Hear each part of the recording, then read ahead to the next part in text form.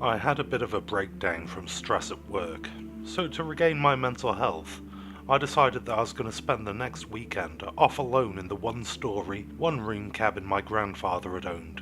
We had been trying to sell it for years since he died, but with no buyers. Probably the cabin's remoteness and lack of electricity or running water scared potential owners off.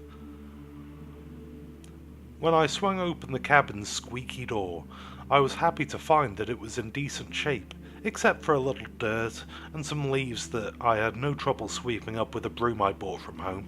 The cabin didn't take long to clean due to its small size and the lack of furniture, besides a table with 2 chairs and an old metal wood stove. But what I had found a little strange though while sweeping was the centre of the floor was a little cleaner than the rest of the cabin, and there were little drops of wax everywhere. Almost like that section had been cleaned more recently than the rest of the floor, and someone has been burning a candle and dripping it all over the wooden boards. I brushed off these subtle oddities, and once the cabin was somewhat clean, I placed my sleeping bag in front of the stove, and the electric lantern I had also bought on top of the table. The cabin had no windows, so it got really dark inside during the day, and really dark at night, and the latter would provide me all the light I would need. With the cabin livable again, I put my backpack on and spent the rest of the day hiking in the woods, and just enjoying being away from the pressures of the world outside these woods. I also took a gun along with me, but it was only for warding off grizzly bears that populated these parts. I returned to the cabin when it started to get dark outside, and placed my backpack on one of the chairs and the gun near my sleeping bag for peace of mind, and enjoyed my meal of nuts and energy bars at the table by the bright light of the lantern. Once finished, I carried the lantern to my sleeping bag and read a book I had brought with me for a little bit, before I drifted off to a restful sleep, which was something that I'd been missing from my life for a while. I was awakened suddenly in the middle of the night by a noise, but I wasn't sure what kind of noise it was until it happened again. There was the rhythmic sound of pounding and the squeaking of boards, of something moving across the length of the cabin above my head. It would walk across the entire roof before it would change directions and move back to the beginning and start all over again. I listened some more while I tried to identify it. The footsteps were too loud and heavy to be that of a small animal like a raccoon, and the pattern that it followed was that of something that walked on 2 feet instead of 4. It was then I came to a chilling realization. Someone was pacing back and forth on the cabin's roof. Now scared out of my mind and still in my sleeping bag, I fumbled for the gun I knew was close by. I found it in the dark and clutched it tightly to my chest while I continued to listen to the thudding above my head, which was now rivaled by the thudding of my heart.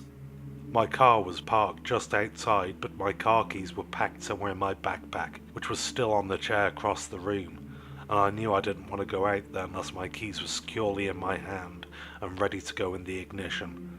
I'd have to find them before I would make a break for the car. Whoever was crazy enough to come out to this cabin in the middle of the night and walk on my roof wasn't someone I wanted to give enough time to climb down and meet me on the ground, even if I did have my gun.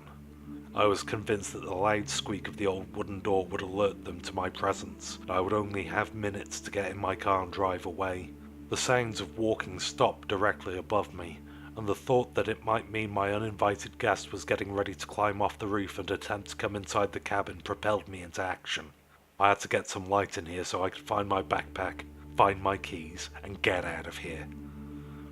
Still on my back in my sleeping bag, I reached over and turned on the lantern, which barely illuminated the small room enough for me to see the cabin and the pale face looking down at me. Someone hadn't been pacing back and forth on the roof, it had been pacing on the ceiling. I don't remember exactly what happened next.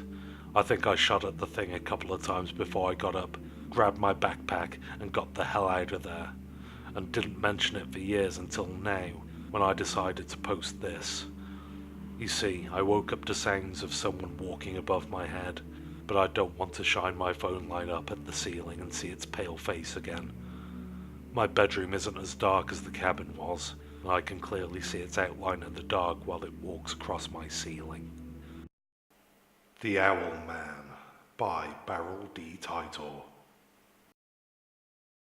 Do you know that feeling when you just know you're being watched? and yet there's no reasonable explanation for it.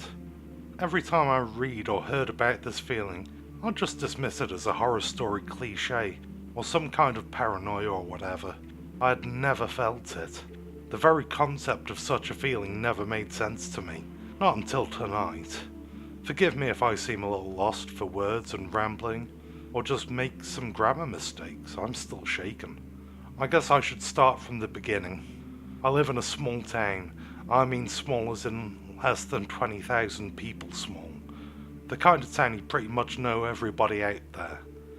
Well, it isn't hard to figure that such a town will be completely deserted at night. Not a single soul on the streets. I attend university at a town close by, and the only bus to return arrives back here at around midnight. I got out of the bus and went to my mother's house tonight, which is about 6 blocks away from mine. I promised I'd stop by since I haven't been having the time to see her, despite living so close to her. She didn't mind. Everything went well there. We ate something and talked a little. Then it started to get a little too late.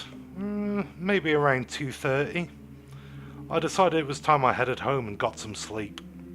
It was on the way back home that it happened.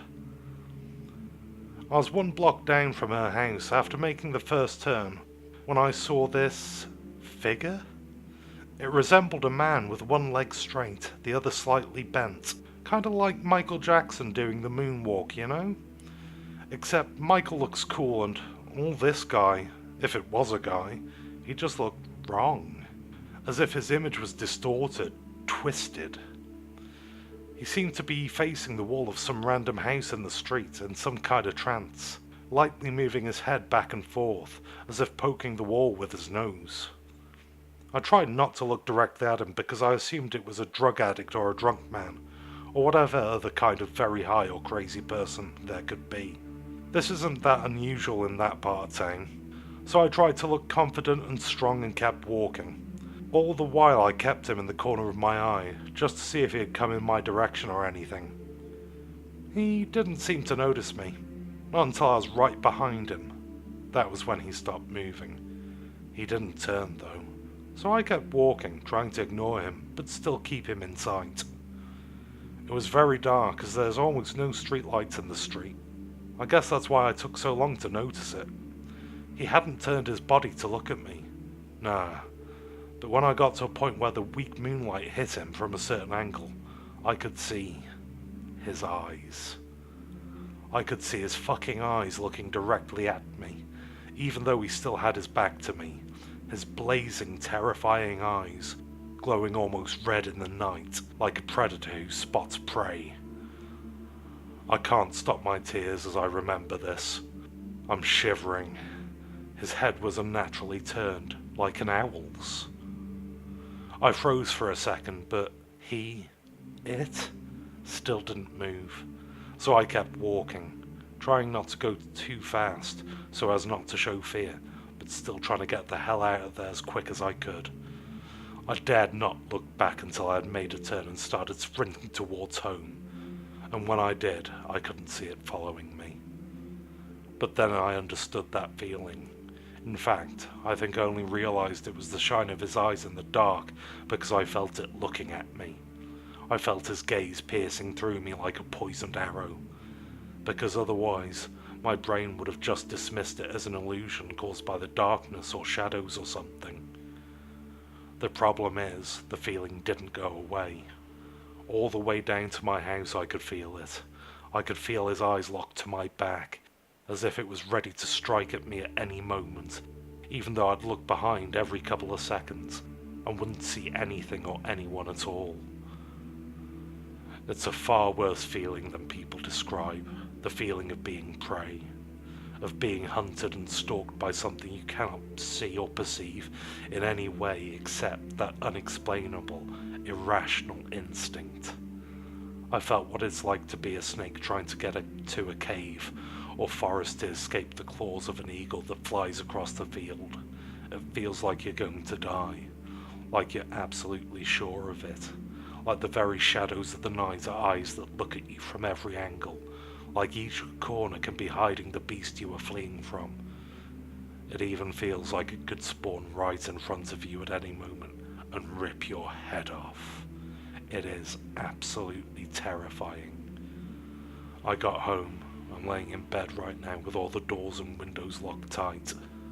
The problem is, the feeling is not gone.